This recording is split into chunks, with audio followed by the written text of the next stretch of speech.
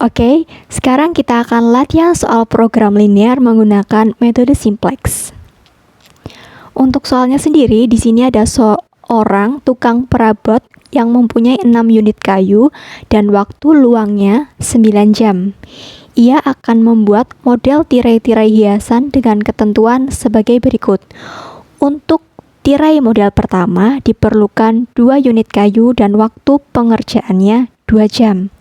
Untuk tirai model 2 diperlukan 1 unit kayu dan waktu pengerjaannya 3 jam.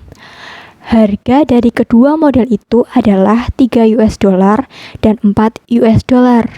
Berapakah jumlah tirai dari tiap-tiap model yang harus dibuat jika ingin memaksimumkan pendapatan?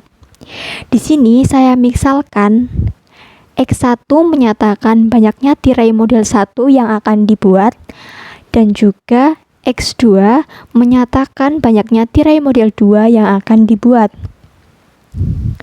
Dari soal ini kita dapat ketahui bahwasanya dibuat tabel seperti ini ya. Untuk model 1 memerlukan 2 kayu dan waktu pengerjaannya 2 jam. Untuk model 2 memerlukan 1 unit kayu dan waktunya 3 jam.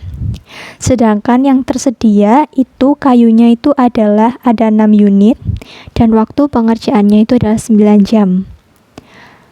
Untuk harga tirai model 1 adalah 3 US dollar dan harga tirai model 2 adalah 4 US dollar. Dari yang diketahui ini, kita bisa dapat membuat model matematikanya sebagai berikut. Untuk fungsi batasannya, yang pertama berarti 2x1 ditambah x2 kurang dari atau sama dengan 6. Kemudian, untuk fungsi batasan yang kedua, 2x1 ditambah 3x2 kurang dari atau sama dengan 9, di mana X1 dan X2-nya lebih besar atau sama dengan 0. Untuk fungsi tujuannya sendiri, kita bisa lihat dari sini, harga tirainya.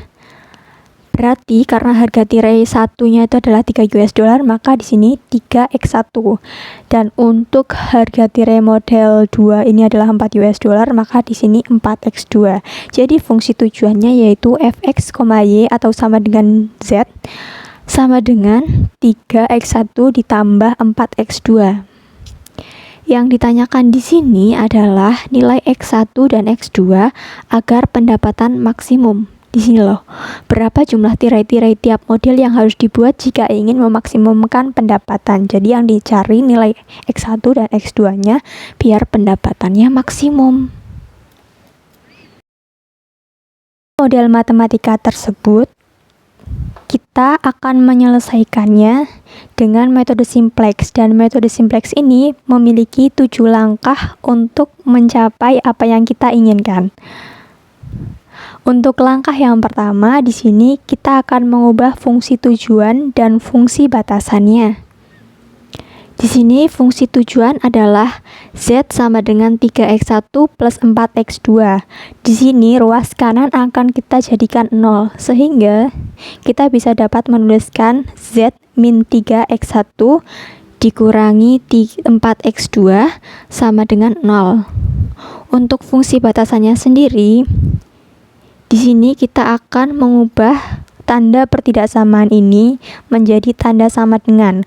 Karena ini kurang dari atau sama dengan, maka kita akan menambahkan variabel lagi di sebelah kirinya. Nah, untuk fungsi batasan yang pertama, karena kita ini variabelnya x1 dan x2 saja dari semua ini, maka nanti kita akan menambahkan ditambah x3 seperti itu. Jadi 2x1 ditambah x2 ditambah x3 sama dengan 6. Kemudian karena x3-nya sudah kita pakai, maka nanti di sini jadi ditambah x4. Berarti 2x1 ditambah 3x2 ditambah x4 sama dengan 9. Di mana X1, X2, X3, dan X4 lebih besar atau sama dengan 0. Kemudian kita masuk ke langkah yang kedua. menyusun persamaan-persamaan ke dalam tabel simplex. Ini persamaan yang tadi. Nah, ini tabel simplexnya. Untuk mencari baris pertama pada tabel simplex ini, caranya kita melihat fungsi tujuannya di sini. Nilai z-nya 1. Nilai x1-nya negatif 3. Nilai x2-nya negatif 4. Nilai x3-nya karena di sini tidak ada, maka sini 0. Nilai x4-nya karena sini tidak ada, maka sini 0. Dan untuk nilai kanannya di sini 0. Kemudian untuk baris yang kedua, nilai z-nya di sini tidak ada, maka 0. Nilai x1-nya di sini 2, maka sini tulis 2. Nilai x2-nya di sini 1, maka sini tulis 1. Nilai x3-nya sini 1, maka ditulis 1. Dan untuk x4-nya karena sini 0, maka di sini kita tulis 0. Untuk nilai kanannya sendiri karena di sini 6, maka di sini 6. Kemudian untuk baris yang ketiga, karena nilai z-nya tidak ada, maka sini 0. Untuk x1-nya di sini 2, maka di sini 2. Ini untuk nilai x3, x2-nya karena di sini 3, maka di sini 3. Untuk x3-nya karena di sini tidak ada, maka 0. Untuk x4-nya di sini 1, maka di sini 1. Dan untuk nilai kanannya 9 dan di sini 9.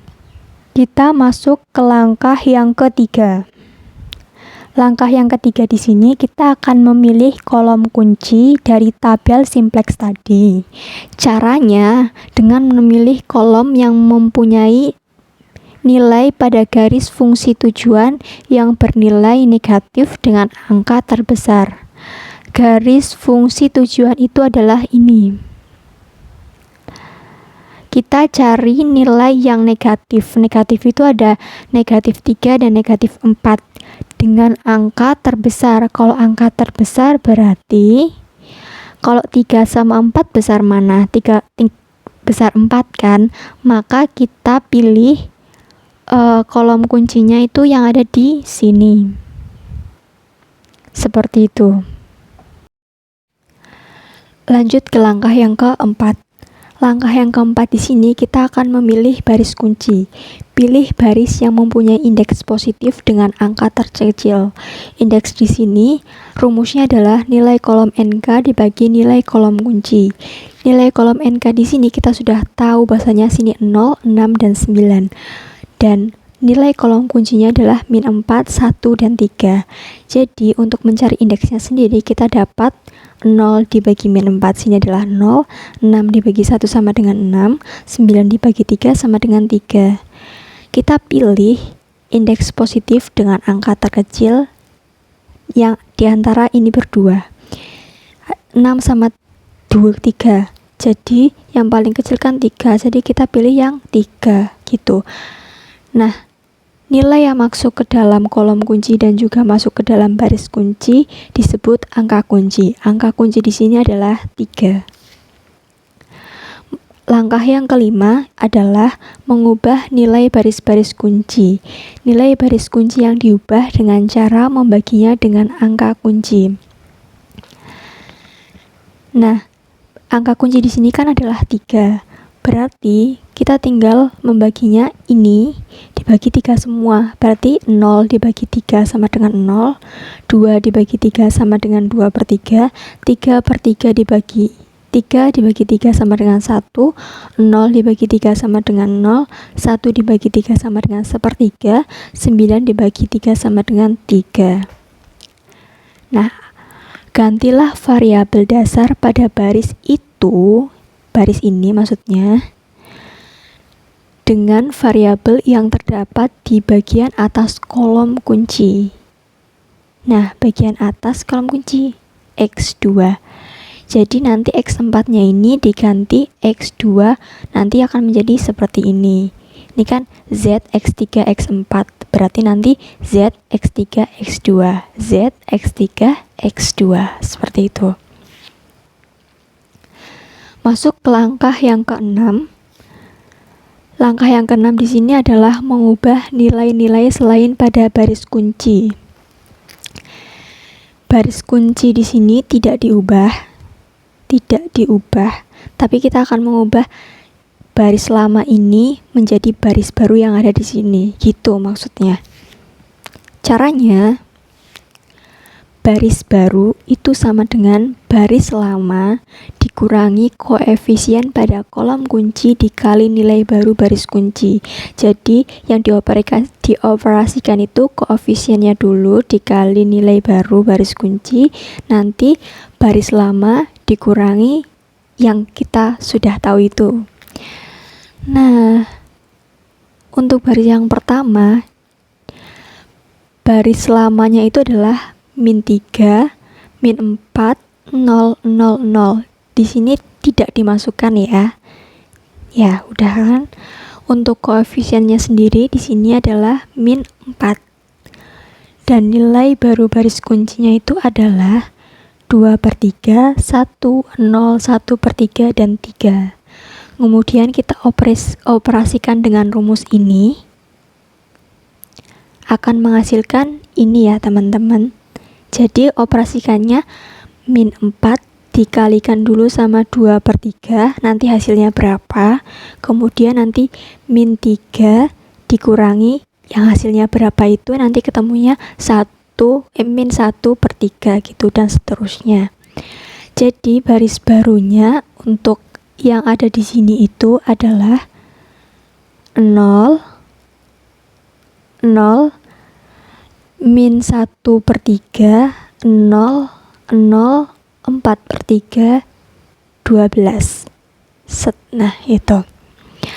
Kemudian kita lanjut ke baris yang kedua. Baris yang kedua itu adalah X3.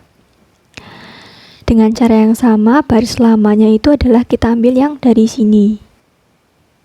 Nolnya nggak pakai ya. Jadi 2, 1, 1, 0, 6. Dan koefisien kolom kuncinya adalah 1. Dan nilai baru baris kuncinya itu adalah 2/3, 1, 0, 1/3, 3. Kemudian kita operasikan akan menghasilkan 4/3, nanti di sini nulisnya 0, 4/3, 0, 1, min 1/3, dan 3 gitu. Nah, gitu. Jadi tabelnya menjadi seperti ini gitu ya teman-teman. Kita lanjut ke langkah yang ke-7. Langkah 7 itu adalah melanjutkan perbaikan. Ulangi langkah-langkah perbaikan mulai dari langkah 3, dari memilih kolom kunci, sampai langkah ke-6, mengubah nilai-nilai pada baris kunci untuk memperbaiki tabel-tabel yang telah dibuat atau diperbaiki nilainya. Perubahan baru berhenti jika baris pertama atau fungsi tujuan tidak ada yang bernilai negatif. Sekarang kita lihat baris fungsi tujuan di sini ada negatifnya enggak? Oh, ada. Min 1/3. Berarti di sini kolom kuncinya itu adalah min 1/3, 4/3, dan 2/3. Kemudian kita akan memilih baris kunci. Jadi kita harus cari indeksnya dulu. Nanti indeksnya di sini adalah 12 dibagi min 1/3, hasilnya min 36. 2 dibagi 4/3, nanti hasilnya 9/4. Terus 3 dibagi 2/3, nanti hasilnya 9/2. Seperti itu. Kemudian kita pilih di antara ini yang bernilai positif dengan angka yang paling kecil. Angka yang paling kecil kan ini. Yang positif dan angka yang paling kecil adalah 9/4. Jadi kita milih baris kuncinya yang ini gitu. Dengan angka kuncinya yaitu 4/3. Selanjutnya kita akan mengubah nilai-nilai baris kunci dengan cara membagi ini semua dengan 4/3. Berarti 0 dibagi 4/3 itu 0, 4/3 dibagi 4/3 itu 1, 0 dibagi 4/3 itu 0, 1 dibagi 4/3 itu 3/4, min 1/3 dibagi 4/3 itu adalah min 1/4, 3 dibagi 4/3 itu adalah 9/4. Kayak gitu. Selanjutnya langkah yang keenam, mengubah nilai-nilai selain baris kunci. Nilai-nilai selain baris kunci. Berarti di sini kita akan mengubah yang di sini dan yang di sini seperti itu. Untuk baris pertama Z. Di sini nilai lamanya itu adalah min 1/3, 0, 0, 4/3, dan juga 12. Kemudian dengan koefisiennya itu, koefisien kolom kuncinya yaitu min 1/3. Dan nilai barunya kita pakai baris barunya kita pakai yang ini, 1, 0, 3/4, min 1/4, dan 9/4. Kemudian kita operasikan kayak tadi itu, akan menghasilkan nilai baru ini. Nanti kita nulisnya di sini. Jadi 1, 0, 0, 1/4, 5/4, 1/4. Coba ya. Nah, sama kan? Kemudian kita yang ini, baris yang ini. Baris yang ketiga, X2 ya. Terus baris lamanya itu adalah 2/3, 1, 0, 1/3, dan 3. Dengan koefisien kolom kuncinya yaitu 2/3, dan baris barunya yaitu 1, 0, 3/4, min 1/4, dan 9/4. Kemudian kita operasikan seperti tadi, akan menghasilkan nilai baru ini ya. Kemudian kita taruh di sini, jadi 0, 0, 1, min 1/2, 1/2, dan 3/2. Seperti ini. Nah, kan kita udah tahu nih di baris fungsi tujuan atau fungsi objektifnya di sini udah nggak ada yang namanya negatifnya. Jadi ini sudah optimum. Nah, nih baris pertama tidak ada lagi yang bernilai negatif, sehingga tabel tidak dapat dioptimalkan lagi dan tabel tersebut sudah optimum. Jadi nilai X1 itu adalah, jadi untuk memperoleh nilai maksimum itu, nilai X1 itu adalah 9/4, X2 nya itu adalah 3/2, dan nilai maksimumnya sendiri adalah 51/4. X1 di sini menyatakan banyaknya kayu yang dapat diproduksi untuk mendapatkan pendapatan maksimal adalah 9/4 unit. Terus waktu yang diperlukan untuk mendapatkan pendapatan maksimal itu adalah 3/2 jam. Seperti itu, dengan pendapatan maksimum 51/4. Jadi jawabannya ini teman-teman, yang warna merah ini. Terima kasih.